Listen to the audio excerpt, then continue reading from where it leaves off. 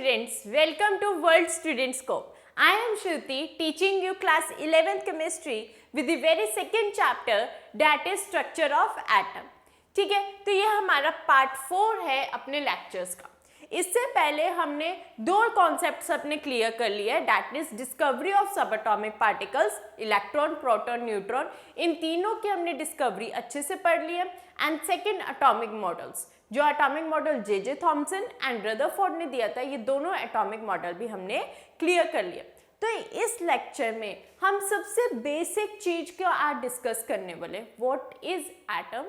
ठीक है, आज हम करने वाले कि एटम को हमारे उसके अंदर मास को कैसे रिप्रेजेंट करते हैं, उसके नंबर, एटॉमिक नंबर को कैसे रिप्रेजेंट करते हैं, उसका जो हमारा क्या बोलते हैं रिप्रेजेंटेशन है वो कैसे होते हैं, किस में से कैसे हम एक सिंबल को देखकर क्या क्या चीज कैलकुलेट कर सकते हैं. तो आज ये बिल्कुल बेसिक, जो हमारा 9th और 10th क्लास का बिल्कुल बेसिक था ना, वो आज डिस्कस करने वाले हैं, ताकि आपको कंफ्यूजन ना हो कि ये कैसे आया. Right, so let's start with the lecture 4th. तो सबसे पहले स्टार्ट करने से पहले तो हम पढ़ लेते कि एटॉमिक नंबर क्या होता है. ठीक है, एटॉमिक, देखो अब हमने पढ़ा था कि एक एटम जो है वो इलेक्ट्रिकली न्यूट्रल है, चाहे वो जे थॉमसन हो, चाहे वो रदरफोर्ड हो, चाहे वो डाल्टन ही क्यों ना हो. उन्होंने इन सब ने ये कहा था कि जो एक एटम है वो इलेक्ट्रिकली न्यूट्रल है. ठीक है, मतलब कि उसके अंदर नंबर ऑफ प्रोटॉन और नंबर ऑफ इलेक्ट्रॉन सेम होने चाहिए, तभी तो इलेक्ट्रिकली न्यूट्रल है. अगर उसके अंदर फॉर एग्जांपल मैं बोल रही हूँ 10 प्रोटॉन है तो 10 ही इलेक्ट्रॉन होने चाहिए, तभी तो वो न्यूट्रलाइज होएगा. तो कुछ ऐसे ही वजह से एटॉमिक नंबर भी हमारा डोनेट होता है. एटॉमिक नंबर क्या कहते हैं कि since the atom is electrically neutral, अब हमें पता है कि जो मेरा एटम है वो इलेक्ट्रिकली न्यूट्रल है, that means proton is always equal to number of electron. मतलब हमेशा नंबर ऑफ प्रोटॉन, मतलब पॉजिटिवली चार्ज पार्टिकल्स, और number of negatively charge particles हमेशा इक्वल होंगे, और इन्हीं नंबर्स को हम कहते हैं एटॉमिक नंबर. मतलब कि जो एक एटम के अंदर जितना भी प्रोटॉन है या जितने भी नंबर ऑफ इलेक्ट्रॉन है, अगर उनका नंबर कैलकुलेट किया जाए तो वो ही हमारा एटॉमिक नंबर होता है. सो बेसिकली एटॉमिक नंबर को हम Z से डिनोट करते हैं, and that is equal to total number of protons और total number of electrons present in an atom. एक एटम में कितने प्रोटॉन है या कितने इलेक्ट्रॉन है, उसे हम एटॉमिक नंबर कहते हैं. और यहाँ पर क्या है कि दोनों की वैल्यू सेम है, इधर हमें प्रोटॉन नंबर दिया हो, इधर हमें इलेक्ट्रॉन नंबर दिया हो, बात वो एटॉमिक नंबर की ही कर रहे हैं. ठीक है, तो atomic number is basically number of protons और number of electrons present in a atom. एक एटम में कितने प्रोटॉन या कितने इलेक्ट्रॉन प्रेजेंट है, वो हमारा एटॉमिक नंबर होता है. Right, next is atomic mass. Next is atomic mass. अब देखो मास, अब हमने बात करी थी कि जो इलेक्ट्रॉन है उसका मास बहुत नेग्लिजिबल होता है, ना के बराबर होता है, बट जो प्रोटॉन का मास है वो आया था. अब जब हम कैलकुलेट करे थे मासेस, तो मोस्टली ने क्या कहा था कि कुछ एटम का मास जो है थोड़ा सा हैवियर आया. वो किस लिए था? क्योंकि न्यूट्रल पार्टिकल्स प्रेजेंट थे, दैट इज न्यूट्रॉन्स प्रेजेंट थे. Neutral particles called neutrons present थे, जिनके ऊपर कोई चार्ज नहीं था बट मास था, और वो मास किसके बराबर था? अप्रॉक्सीमेटली प्रोटॉन के मास के बराबर था. तो कहने का मतलब क्या है कि जो हमारा मास होएगा ना, वो इलेक्ट्रॉन के मास पे डिपेंड नहीं करेगा. वो किस पे डिपेंड करेगा? प्रोटॉन के मास पे और न्यूट्रॉन के मास पे. ठीक है, तो sum of proton mass and neutron के मास को हम एटॉमिक मास कहते हैं, और इसे हम ए से डिनोट करेंगे. इसे हम किससे डिनोट करेंगे? ए से डिनोट करेंगे. So the mass of electron is negligible. हमें पता है इलेक्ट्रॉन का मास नेग्लिजिबल है. Therefore the entire mass of atom is mainly due to protons and neutron. तो एक एटम के अंदर, ठीक है, जो मास होगा वो किस वजह से होगा? प्रोटॉन या न्यूट्रॉन के वजह से ही होएगा. और प्रोटॉन और न्यूट्रॉन कहाँ प्रेजेंट होते हैं? न्यूक्लियस में प्रेजेंट होते हैं. तो एक और चीज समझो कि जो चीज न्यूक्लियस में प्रेजेंट होते हैं ना, तो उसे हम न्यूक्लियॉन्स भी कहते हैं. उसे हम न्यूक्लियॉन्स भी कहते हैं, मतलब न्यूक्लियस में रहने वाले लोग. ठीक है, न्यूक्लियस में रहने वाले लोग, उसे हम न्यूक्लियॉन्स कहेंगे. तो proton plus neutron, proton plus neutron को हम न्यूक्लियॉन्स भी कहते हैं, न्यूक्लियॉन्स भी कहते हैं क्योंकि ये न्यूक्लियस के अंदर होते हैं। तो मैं क्या कह सकती हूँ, sum of nucleons is known as atomic mass. Nucleus के अंदर होने वाले जितने भी एलिमेंट्स, जो मतलब जितने भी पार्टिकल्स है, वो हमारा एटॉमिक मास है।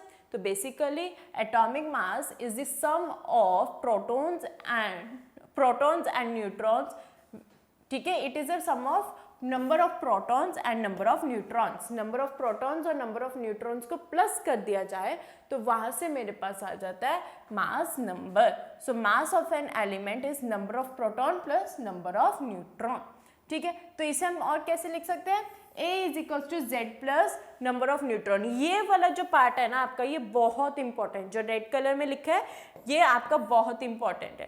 क्यों, देखो नंबर ऑफ प्रोटॉन क्या था, equal to atomic number, right, equal to atomic number, और एटॉमिक नंबर को हम Z से डिनोट करते हैं, तो वहीं से मैंने Z की वैल्यू यहाँ पे पुट करी है। तो ये वाली जो लाइन है ना, ये बहुत इंपॉर्टेंट है।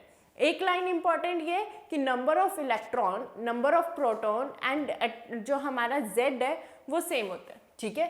Z is equals to number of proton which is equals to number of electron, और यहाँ से ये वाली वैल्यू। तो ये दो बात तो आपको बिल्कुल याद होनी चाहिए कि atomic number is number of proton which is equals to number of electron, और atomic mass is equals to number of proton plus number of neutron, right. तो ये दो कॉन्सेप्ट तो ये आपको टिप्स पे याद होने चाहिए। अब हम बोलते हैं रिप्रेजेंटेशन कैसे करते हैं। आपने देखा होगा ऐसे लिखा होता है, सोडियम 1123, मैग्नीशियम 1224। भाई ये है क्या, क्यों लिखे, कैसे लिखे, हुआ कैसे, तो ये अब हम समझते हैं। सपोज क्या मेरे पास कोई भी एलिमेंट x है, कोई भी मैंने सपोज कर लिया x है, उसके ऊपर जो एटॉमिक नंबर है उसका वो z है और मास नंबर a, ठीक है। उसका एटॉमिक नंबर z है और मास नंबर a है। तो कैसे डिनोट करते हैं, देखो ये मेरे पास कोई एलिमेंट x है, उसको लिखेंगे, उसके लेफ्ट साइड पे, ठीक है, उसके लेफ्ट साइड पे नंबर ऑफ प्रोटॉन और which is equals to number of electron which is equals to atomic number. तो ये हम लेफ्ट साइड के नीचे वाले पार्ट पे, ठीक है, सब्सक्रिप्टेड बिलो, ठीक है, ये वाला जो है सब्सक्रिप्ट यहाँ पे z लिखते हैं और सुपरस्क्रिप्ट में हम a लिखते हैं। सुपरस्क्रिप्ट में a लिखते हैं मतलब कि ऊपर वाले पार्ट पे लेफ्ट साइड में a लिखते हैं, दैट इज एटॉमिक मास लिखते हैं, और नीचे वाले पार्ट पे हम एटॉमिक नंबर लिखते हैं। तो ये ऐसे आता है। तो जैसे सोडियम का एटॉमिक नंबर होता है 11 और मास नंबर होता है 23, ठीक है। कैल्शियम का एटॉमिक नंबर होता है 20, मास नंबर होता है 40। तो आगे समझ में कि एटॉमिक नंबर नीचे, मास नंबर ऊपर, एटॉमिक नंबर नीचे, मास नंबर ऊपर, ये रिप्रेजेंटेशन होती है हमारी एक एलिमेंट की, ठीक है। ऐसे हम एक केमिकल सिंबल को डोनेट करते हैं। नेक्स्ट इज अब एक न्यूक्लियर स्ट्रक्चर से कैसे हम क्या क्या चीज पता लगा सकते हैं, ठीक है। मैंने यहाँ पे सोडियम की बात करी है, सोडियम मेरा होता है Na1123। तो इधर से मेरे को पता लग गया, ठीक है भाई, नीचे लिखा है मतलब ये Z है तो ये 11 है, ये नंबर ऑफ प्रोटॉन प्लस जो कि नंबर ऑफ इलेक्ट्रॉन के बराबर है, ठीक है। मेरे को number of proton, number of electron पता लग गया। ऊपर लिखा भाई मास है A23, तो मतलब एटॉमिक मास में भी पता लग गया। अब मैं बोलूँ यहाँ से कि मेरे को नंबर ऑफ न्यूट्रॉन निकाल के दिखाओ कि नंबर ऑफ न्यूट्रॉन कितने होंगे, तो क्या होता है, A is equals to Z plus number of neutron होता है, A is equals to Z plus number of neutron होता है। तो A मेरे पास 23 है, Z मेरे पास 11 है, कम्स आउट टू बी 112, मतलब 12 नंबर ऑफ न्यूट्रॉन्स आ गए। तो आप देखो छोटी सी यूनिट से हम बहुत सारी चीज़ें डिराइव कर सकते हैं। जैसे यहाँ पे सोडियम लिया है, एटॉमिक नंबर 11 आ गया, मास नंबर 23 आ गया, number of proton is equals to number of electron which is equals to Z, वो भी 11 हो गया। अगर नंबर ऑफ न्यूट्रॉन निकालना है तो दोनों फॉर्मूला लगाएंगे, बस सिंपल। अगर मैं ऐसी कुछ बात करूँ कैल्शियम की, ठीक है, सपोज कि मैंने कैल्शियम ले लिया, एक 20 है और एक 40 है, ठीक है, जो मतलब कि उसका जो Z होता है वो मेरे पास 20 है, तो Z 20 है मतलब नंबर ऑफ प्रोटॉन और नंबर ऑफ इलेक्ट्रॉन सेम हो गया, और A मेरे पास 40 है, नंबर ऑफ न्यूट्रॉन निकालना है तो क्या करेंगे A माइनस जेड, तो A माइनस जेड मतलब 40 minus 20 that is 20 number of neutron भी आ गए, राइट। तो यहाँ से मेरे को देखो कितनी सारी चीजें पता लग रही है, atomic mass, molecular mass, sorry atomic mass, ठीक है, हमारे पास number of proton, number of electron, atomic number, number of neutron, तो ये सारी चीजें बस मैं सिर्फ दो चीजों से निकाल सकती हूँ, that is Z is equals to number of proton which is equals to number of electron and A is equals to Z plus number of neutron. इन दो वैल्यूज से मैं पूरी वैल्यूज निकाल सकती हूँ, ठीक है। तो ये न्यूक्लियर स्ट्रक्चर है। Next is isotopes. अब बात करेंगे हम आइसोटॉप्स की। आइसोटॉप्स क्या होते हैं? आइसोटॉप्स वो एलिमेंट्स हैं, वो सेम एलिमेंट्स हैं जिनके एटॉमिक नंबर तो सेम रहते हैं बट मासेस डिफरेंट हो जाते हैं।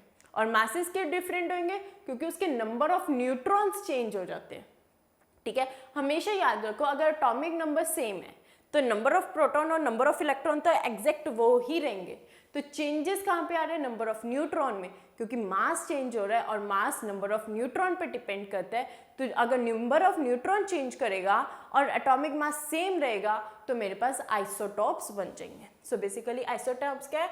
वो elements having same atomic number but different mass number. तो कहने का मतलब क्या है? Atoms of same element having same atomic number, अगर उसका एटॉमिक नंबर सेम है और मास नंबर डिफरेंट है तो उसे हम आइसोटॉप्स कहते हैं, ठीक है, उसे हम आइसोटॉप्स कहते हैं। और हमारे पास जनरली 3 आइसोटॉप प्रेजेंट है, protium, deuterium and tritium. Hydrogen क्या है तो इसे कैसे लिखते हैं? प्रोटियम मतलब 1 1, प्रोटियम मतलब 1 1, इसमें एटॉमिक नंबर 1 है और मास नंबर भी 1 है। ड्यूट्रियम 1 2, मतलब कि इस ड्यू मतलब 2, तो हाइड्रोजन का एटॉमिक नंबर तो 1 ही रहा लेकिन मास नंबर 2 हो गया। ट्राइटियम के केस में हाइड्रोजन 1 3, मतलब कि एटॉमिक नंबर सिर्फ दोबारा 1 है लेकिन मास नंबर 3 हो गया।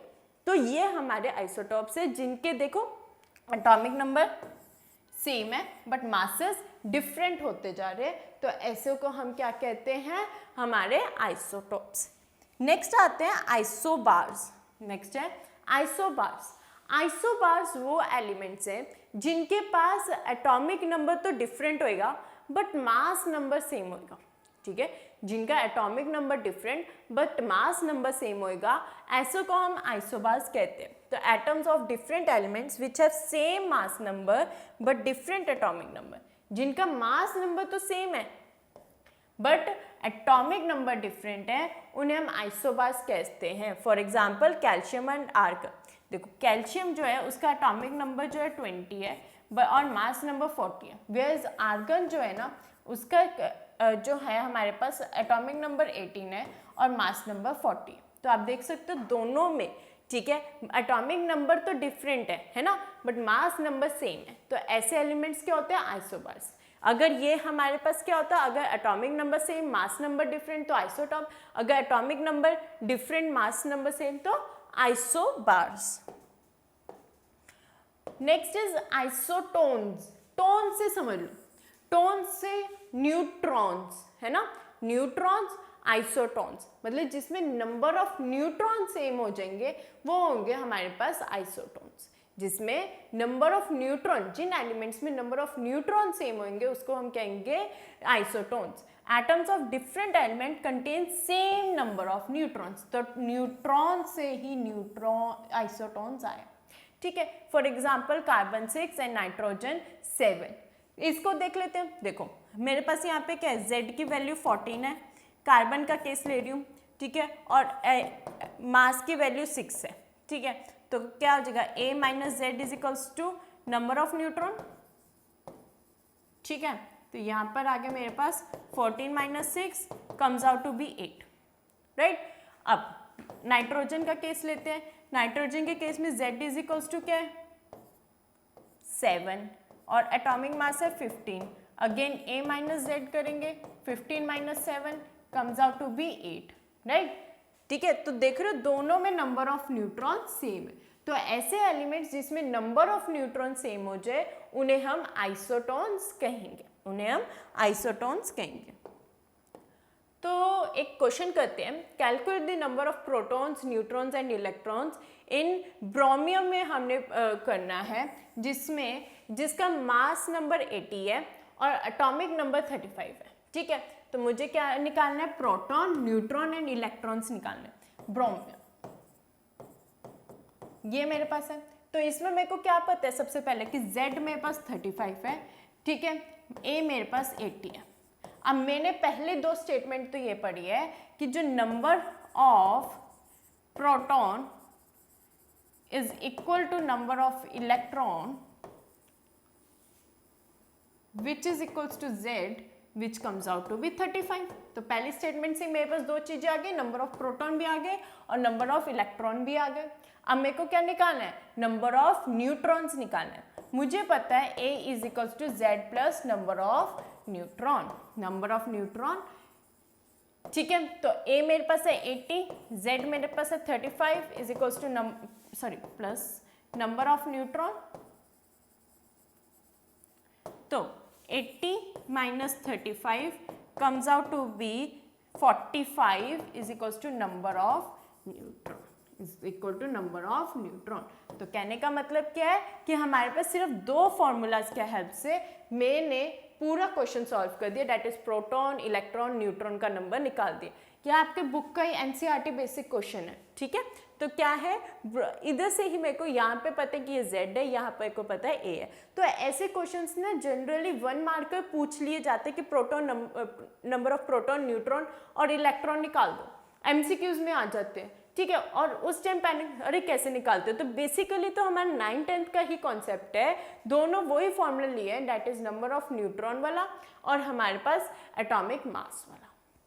ठीक है, number of proton, number of electron is equals to atomic number which comes out to be 35 और A is equals to Z plus number of neutron, that is जो मास नंबर होता है वो number of proton plus number of neutron के बराबर होते हैं। तो वो वैल्यूज पुट करी और हमारे पास आंसर आया।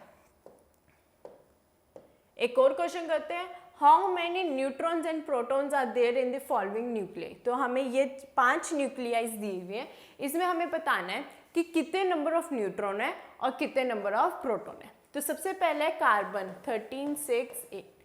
ठीक है, तो इसका मतलब क्या है, Z की वैल्यू मेरे पास 6 है, A की वैल्यू 13 है और मुझे पता है कि Z 6 है तो ये नंबर ऑफ प्रोटॉन के बराबर है। तो नंबर ऑफ प्रोटॉन कितना आ गया, 6 आ गया। Next is number of neutron, तो A minus Z is equals to number of neutron, A minus Z is equals to number of neutron. तो 13 माइनस 6 इज इक्वल्स टू हमारे पास कितनी वैल्यू आ जाएगी, यहाँ पे 7 is equals to number of neutron. ठीक है, is equals to number of neutron. तो यहाँ पर हमारे पास 7 जो हो गए नंबर ऑफ न्यूट्रॉन हो गए एंड 6 हमारे पास नंबर ऑफ प्रोटॉन हो गए। राइट, नेक्स्ट क्वेश्चन है 16 ऑक्सीजन एंड 8। तो मेरे पास यहाँ पे Z की वैल्यू क्या है 8 which is equals to number of proton. Right, और एटॉमिक मास हो गया 16 विच इज इक्वल्स टू, ठीक है, A हो गया हमारे पास मास नंबर। तो A माइनस Z क्या होता है, number of neutron, number of neutron होता है। तो 18 माइनस 6 क्या आ जाएगा, 18 माइनस 6 करेंगे तो यहाँ पर हमारे पास आ जाएगा 16 माइनस 8, सॉरी स्टूडेंट्स, यहाँ पर 18 माइनस 6 आएगा।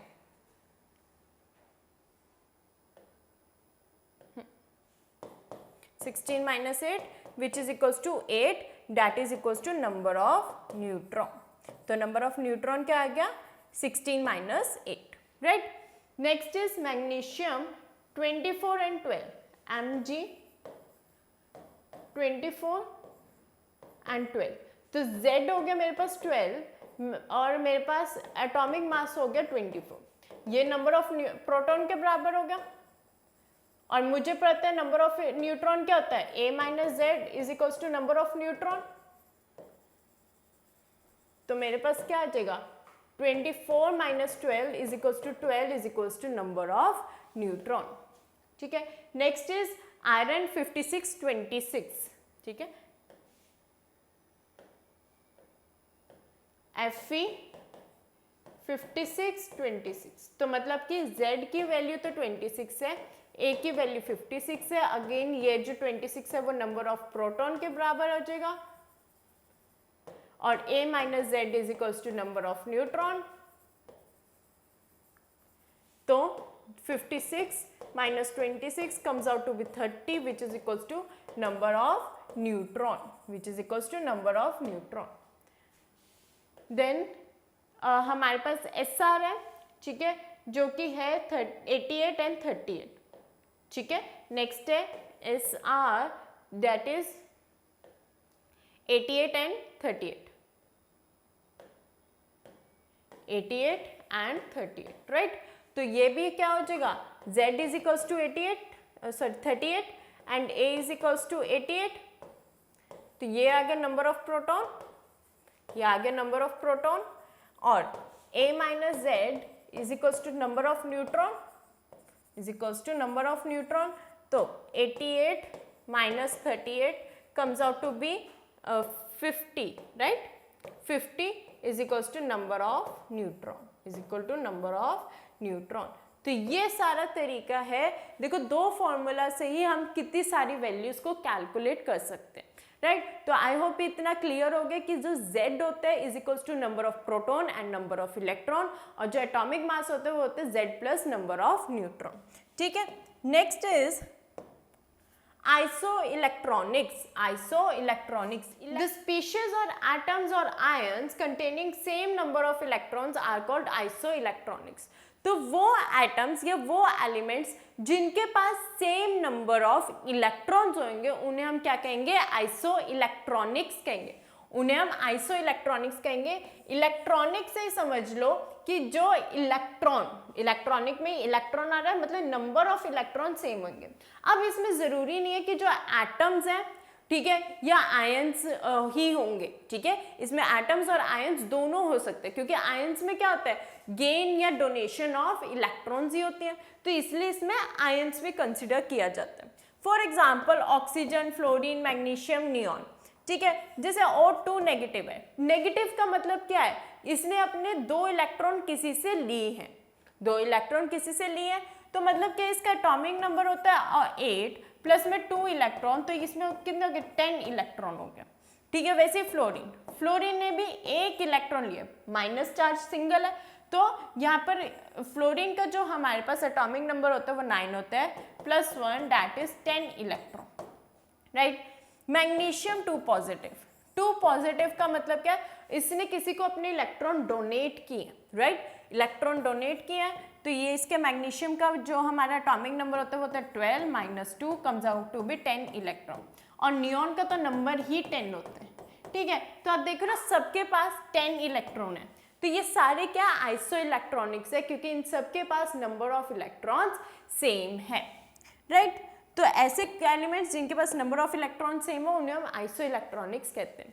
अगेन एक क्वेश्चन करते हैं, which of the following are iso electronic species, मतलब इनके अंदर नंबर ऑफ इलेक्ट्रॉन किस किस में सेम, ये हमने देखना है। तो sodium, potassium, magnesium, calcium, cyanide and sulphur and argon, ये हमने देखना है। तो देखो सोडियम, सोडियम क्या होता है 11, राइट, और प्लस चार्ज है, मतलब उसने 1 इलेक्ट्रॉन अपना किसी को दिए है, तो -1 that comes out to be 10 electron, ठीक है। पोटेशियम, पोटेशियम कौन सा एटॉमिक नंबर है हमारे पास 19, इस पे भी प्लस चार्ज है, मतलब 1 इलेक्ट्रॉन इसी ने किसी को डोनेट किया, तो -1 that comes out to be 18 electron.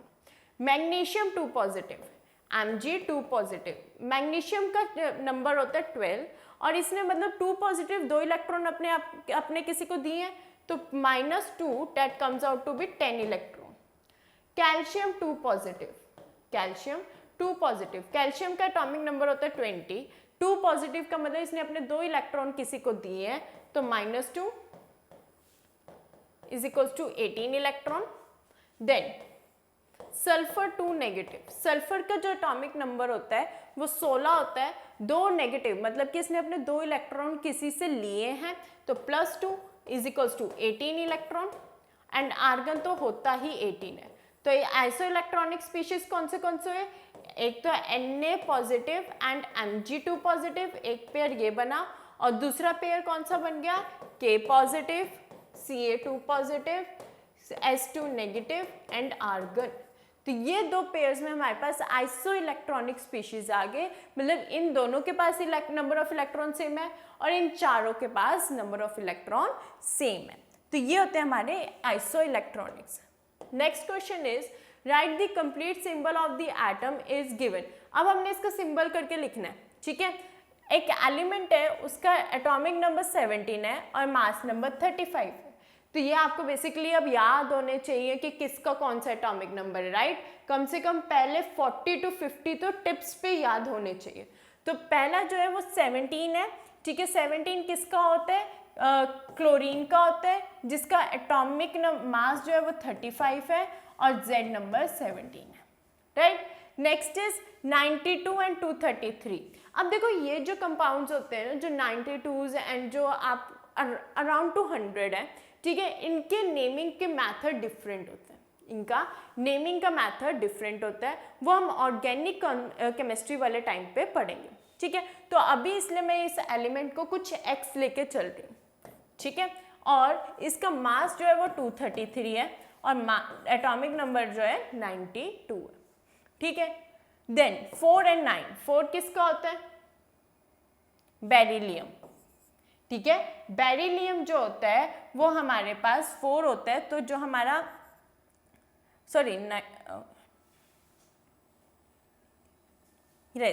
तो ये आ जाएगा 4 और ये आ जाएगा 9।